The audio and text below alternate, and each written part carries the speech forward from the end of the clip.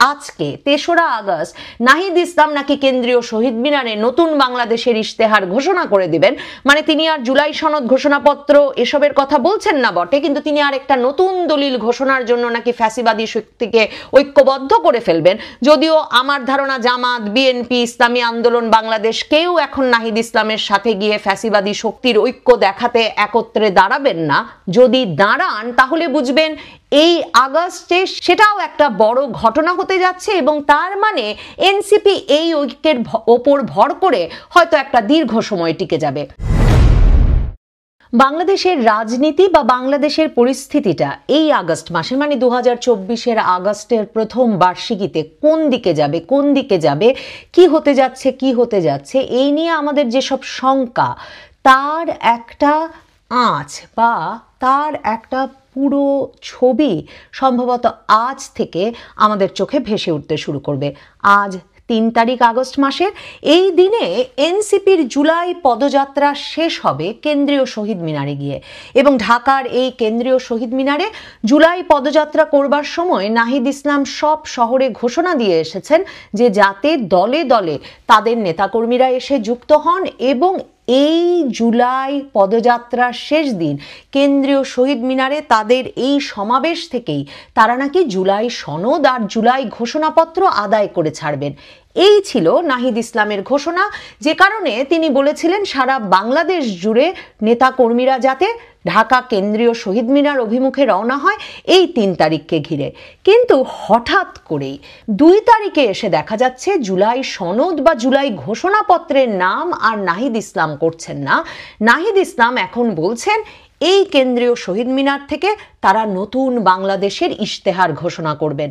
এখন আমার মতো আপনারাও যারা বিপদে আছেন, সারাক্ষণ শুনছেন জুলাই সনদ, জুলাই ঘোষণাপত্র, কিন্তু থালায় আপনাদের সামনে মানে থালায় আমাদের সামনে সাজিয়ে দেওয়া এই রসগোল্লাগুলো কোনটা কেন রসগোল্লা এবং কোনটা কেন অন্যটির চেয়ে আলাদা সেটা যখন বুঝতে না পেরে আমাদের একরকমের জেরবার অবস্থা, সে সময়েই হঠাৎ নাহিদ ইসলাম নতুন দলিল নিয়ে হাজির হয়েছেন, নতুন বাংলাদেশের ইশতেহার।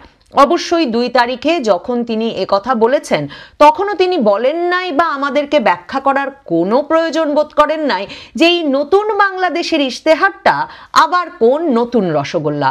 কিন্তু ঠিক কেন জুলাই সনদ, জুলাই ঘোষণাপত্র আদায় করে ছাড়বেন এই ঘোষণা থেকে নাহিদ ইসলাম সরে এসে এই নতুন দলিল হাজির করলেন আমাদের সামনে, যে নতুন বাংলাদেশের ইশতেহার নাকি তারা পাঠ করবেন সকল ফ্যাসিবাদ বিরোধী শক্তির সম্মিলন ঘটিয়ে কেন্দ্রীয় শহীদ মিনারে।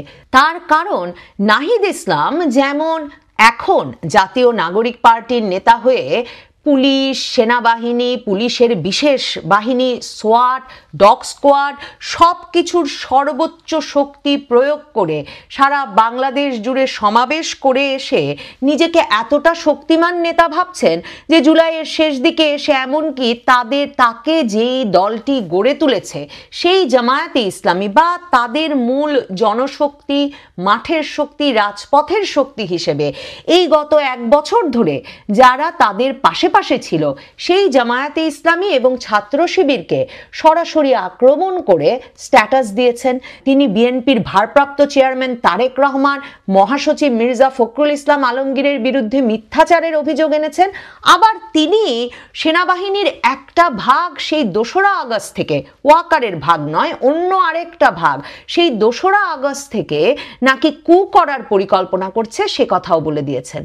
তার মানে যেই সেনাবাহিনী সাজোয়া জানে পেলে পুষে মানুষের বুকে গুলি চালিয়ে তাদেরকে এই জুলাই পদযাত্রা সাফল্যের সাথে অনুষ্ঠানে সাহায্য করলো, সেই সেনাবাহিনীকে যেমন গ্রাহ্য করলেন না নাহিদ ইসলাম, তেমনি জামায়াতে ইসলামী, বিএনপি সবাইকে তিনি দূরে ঠেলে দিলেন। ২রা আগস্ট তাকে কেন নতুন বাংলাদেশের ইশতেহার নামের এই নতুন দলিলের কথা বলতে হলো? তার কারণ স্পষ্টতই সাম্প্রতিককালে তার সঙ্গে দূরত্ব সৃষ্টি হয়েছে।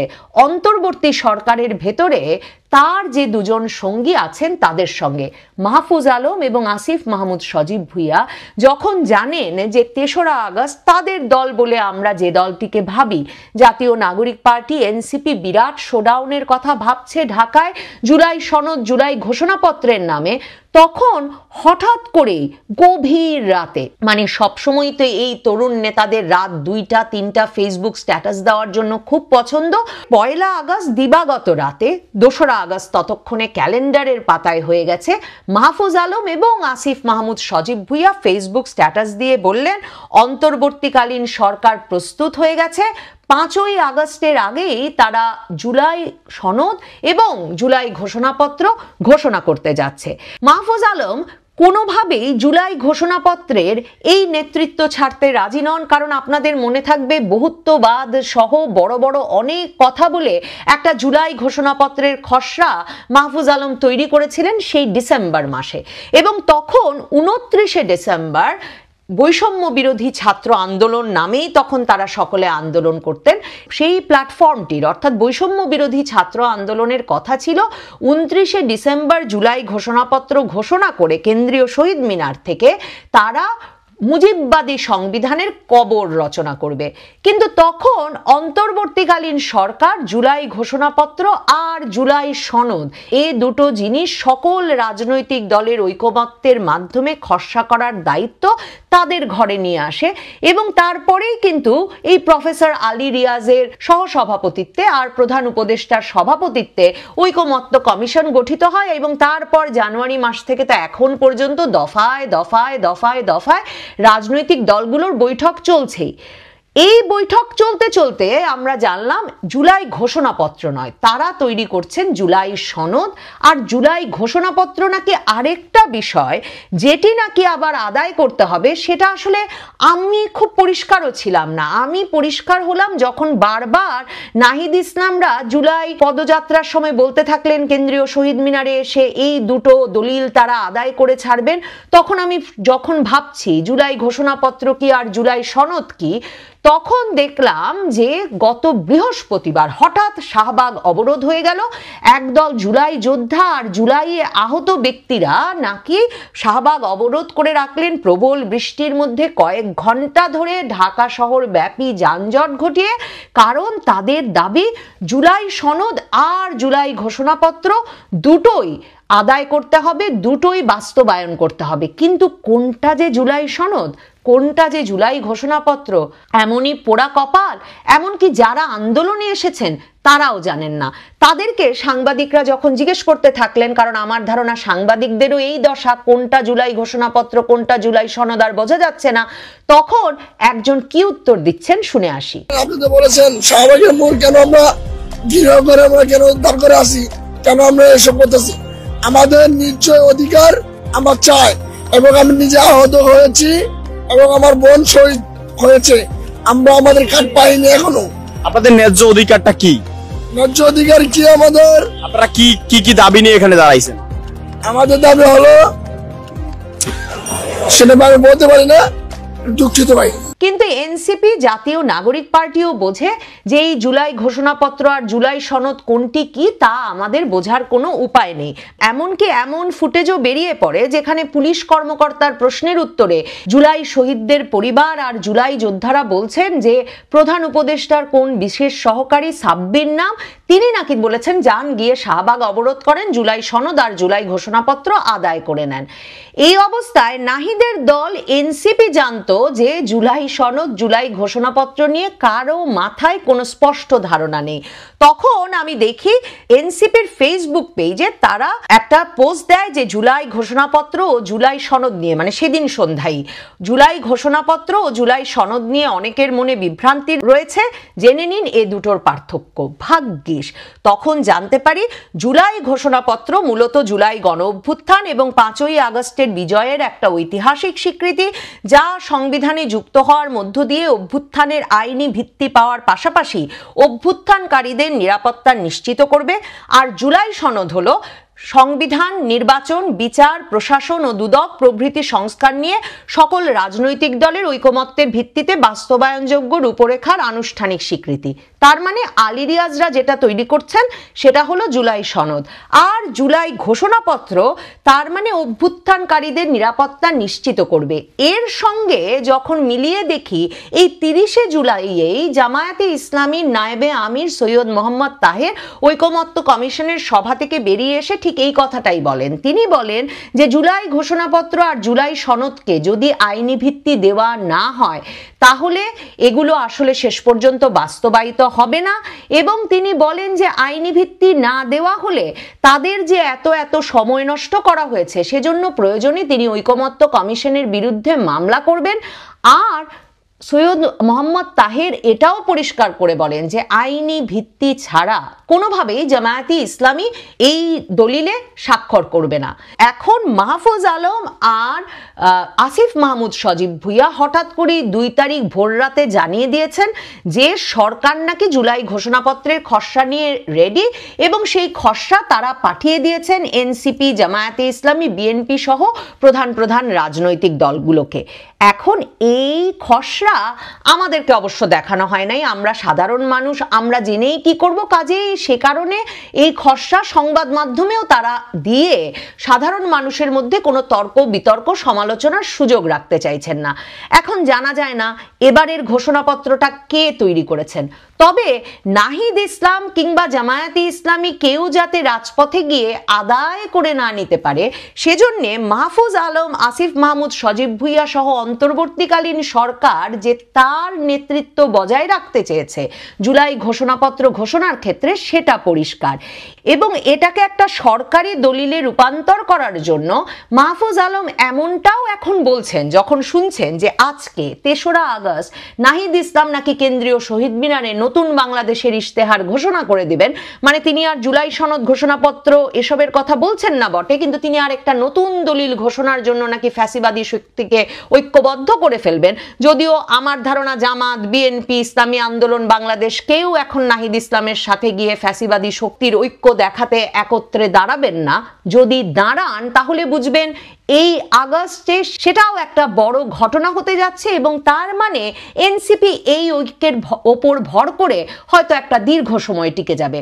কিন্তু মাহফুজ আলম যেমন বলছেন না ওই ঘোষণাপত্রে কি লেখা হয়েছে, তেমনি তিনি এখন বলছেন প্রয়োজনে সরকার 5ই আগস্টের আগেই নাকি ঘোষণাপত্র ঘোষণা করে দেবে, এবং জানানো হচ্ছে প্রধান উপদেষ্টার উপস্থিতিতে ফ্যাসিবাদ বিরোধী শক্তিগুলোকে ঐক্যবদ্ধ করে এই ঘোষণাপত্র ঘোষণা করা হবে। প্রেস সচিবের তরফেও এই ঘোষণা দেওয়া হয়েছে ফেসবুক স্ট্যাটাসের মাধ্যমে। আর যুগান্তর লিখছে জুলাই ঘোষণাপত্রের খসড়ায় বলা হয়েছিল যে জুলাই আগস্টের গণ অভ্যুত্থান ছাত্রদের নেতৃত্বে সংগঠিত হয়েছে। এবার স্পষ্ট করে মাহফুজ আলমরা জুলাই ঘোষণাপত্রে লিখিয়ে নিয়েছেন যে 2024-এর জুলাই আগস্টের অভ্যুত্থান সংগঠিত হয়েছে বৈষম্য বিরোধী ছাত্র আন্দোলনের নেতৃত্বে। এই লাইনটি পড়েও আমার কাছে ভীষণ পরিষ্কার হয়ে গেছে যে কোথায় নাহিদ ইসলাম আর মাহফুজ আলমদের মধ্যে একটা নেতৃত্ব নিয়ে দ্বন্দ্ব, অনিশ্চয়তা, সন্দেহ এসব দানা বেঁধে উঠছে। দেখুন, মাহফুজ আলম আর আসিফ মাহমুদ সজীব ভুইয়া মন্ত্রিত্বে আছেন, নাহিদ ইসলাম মন্ত্রিত্ব ছেড়ে এসে জাতীয় নাগরিক পার্টির দায়িত্ব নিয়েছেন, কিন্তু তারা সবগুলো মুখ খোলা রেখেছিলেন। বৈষম্য বিরোধী ছাত্র আন্দোলন খোলা ছিল, জাতীয় নাগরিক পার্টি খোলা ছিল। জাতীয় নাগরিক পার্টির ভেতরে যখন নাহিদ ইসলাম তার নেতৃত্বকে সংগঠিত করেছেন, মাহফুজ আলম আর আসিফ মাহমুদ সজীব ভুইয়া একরকম নিশ্চিন্ত বোধ করতেন। উমামা ফাতেমার স্ট্যাটাস থেকে আমরা যা জানতে পারি, হেয়ার রোড থেকে বৈষম্য বিরোধী ছাত্র আন্দোলনের কর্মকাণ্ড পরিচালনার মাধ্যমে সেই নেতৃত্ব এবং কর্মীদেরকে সারা দেশে নিয়ন্ত্রণ করার মাধ্যমে। কিন্তু সাম্প্রতিক ঘটনায় দেখুন কি ঘটল। সাম্প্রতিক ঘটনায় বৈষম্য বিরোধী আন্দোলনের সব কমিটি বাতিল হলো, আর সকলেই চাঁদাবাজি করেন। সকলেরই পিতা, ভাই নানা রকম অপরাধে চাঁদাবাজিতে লুটতরাজে জড়িত হয়ে গেছেন সারা দেশ জুড়ে, কিন্তু গুলশানে আওয়ামী লীগের এক সাবেক সংসদ সদস্যের বাড়িতে দ্বিতীয়বারের মতো চাঁদা আনতে গিয়ে ধরা পড়লেন কিনা বৈষম্য বিরোধী ছাত্র আন্দোলনের নেতৃবৃন্দ, এবং তার ফলে বৈষম্য বিরোধী ছাত্র আন্দোলনের সকল কমিটি, মানে কেন্দ্রীয় কমিটি ছাড়া সারা দেশের সকল কমিটি বাতিল করা হলো। তার মানে মাহফুজ আর আসিফ মাহমুদ সজীব ভুইয়ার যে রাজনৈতিক প্রভাব সারা দেশ জুড়ে যেই নেটওয়ার্কের মাধ্যমে ছড়িয়ে রাখা হয়েছিল, যেটি আনুষ্ঠানিকভাবে অফিসিয়ালি কোনো রাজনৈতিক দল নয়, কিন্তু যেই প্ল্যাটফর্মের পরিচয় দিয়ে সারা দেশে পদায়ন, চাঁদাবাজি, লুটতরাজ, মব সন্ত্রাস সব করা যাচ্ছিল, সেই প্ল্যাটফর্মটি এখন আনুষ্ঠানিকভাবে বন্ধ হয়ে গেছে। মাহফুজ আলম, আসিফ মাহমুদ সজীব ভুইয়া এখন শঙ্কিত কিভাবে রাজপথে যখন ফেরবার প্রয়োজন হবে তারা ফিরতে পারবেন, আর তারা আদৌ ফিরতে পারবেন কিনা। তাই বোধহয় অন্তর্বর্তীকালীন সরকারই যে আসলে বিপ্লবের মূল কেন্দ্র, মানে তারা যাকে বিপ্লব বলেন বা তারা যাকে অভ্যুত্থান বলেন তার মূল কেন্দ্র, সেটিকে আবারও জানান দিতে, ঘোষণা দিতে মরিয়া হয়ে উঠেছিলেন মাহফুজ আর আসিফ। আর সে কারণে ৩রা আগস্ট জাতীয় নাগরিক পার্টির জুলাই পদযাত্রার শেষ দিনের শোডাউন ঢাকা কেন্দ্রীয় শহীদ মিনারে তাদের এই ঘোষণাপত্র সনদের দাবিতে বিরাট সমাবেশের ঘোষণার আগেই মাহফুজ আর আসিফ বলে দিলেন ঘোষণাপত্র রেডি, সনদ রেডি তো আগেই বলেছেন আলী রিয়াজ, আর এর সবই ঘোষণা করবে অন্তর্বর্তীকালীন সরকার প্রধান উপদেষ্টার উপস্থিতিতে। সে কারণেই বোধহয় এনসিপি বা নাহিদ ইসলামের ফেসবুক পেজে জুলাই সনদ, জুলাই ঘোষণাপত্র সরকার নিজেই ঘোষণা করে দিচ্ছে, তা নিয়ে কোনো উৎসাহ বা সাধুবাদ বা ধন্যবাদও নেই, বরং নতুন বাংলাদেশের ইশতেহারের কথা আছে, আর আছে বাংলাদেশের মানচিত্রের বুকে নাহিদ ইসলামের নেতৃত্বে জুলাই পদযাত্রার প্রতিচ্ছবি। মানে নাহিদ ইসলাম নিজেকে সত্যিকার অর্থেই সেনাবাহিনী, পুলিশ বাহিনী, ডগ স্কোয়াডের নেতৃত্বে এই জুলাই পদযাত্রা শেষ করার পর একজন জাতীয় নেতা ভাবছেন, যার জামায়াতে ইসলামী, বিএনপি, অন্তর্বর্তীকালীন সরকার, সেনাবাহিনী কাউকেই প্রয়োজন নেই। কাজেই এই ৩রা আগস্ট এই সকলকে খেপিয়ে তোলা এবং সাধারণ মানুষের ভেতরে ভীষণ বিরক্তি সৃষ্টি করা এনসিপি, জাতীয় নাগরিক পার্টি কেন্দ্রীয় শহীদ মিনারে লোক জমাতে পারে কিনা। সত্যি হাসনাত আবদুল্লাহ, সার্জিস আলম, নাহিদ ইসলাম যারা ঘোষণা করে এসেছেন সংবিধান, মুজিববাদী সংবিধান বাতিল করতে হবে, তারা সত্যিকার অর্থেই নতুন বাংলাদেশের ইশতেহারের মাধ্যমে সংবিধান বাতিলে জনগণকে রাজপথে নেমে আসার ডাক দিতে পারেন কিনা। এ সবের ওপরে নির্ভর করছে আগামীর বাংলাদেশ, এই আগস্টের বাংলাদেশ কতটা শান্তিতে থাকে। আর নাহিদ ইসলামদের এই সভা অল্প কিছু লোকের সমাবেশ ঘটিয়ে অস্পষ্ট কিছু কথামালায় শেষ হয়, তবে বুঝতে হবে নাহিদ ইসলামদের দিন, জাতীয় নাগরিক পার্টির দিন, এনসিপির দিন সত্যি ১ বছরের মাথায় একদম ফুরিয়ে এসেছে। মোমবাতি ফুঁ দিলেই নিভে যাবে।